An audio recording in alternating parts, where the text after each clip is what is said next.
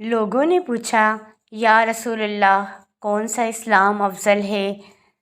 تو نبی کریم صلی اللہ علیہ وآلہ وسلم نے فرمایا، وہ جس کے ماننے والے مسلمانوں کی زبان اور ہاتھ سے سارے مسلمان سلامتی میں رہیں۔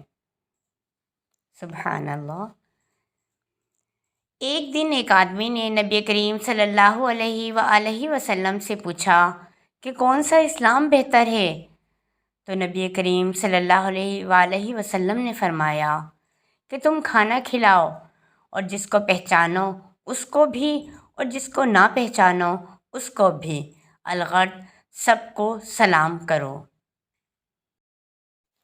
نبی کریم صلی اللہ علیہ وآلہ وسلم نے فرمایا، تم میں سے کوئی شخص ایماندار نہ ہوگا جب تک اپنے بھائی کے لیے وہ نہ چاہے جو اپنے نفس کے لیے چاہتا ہے۔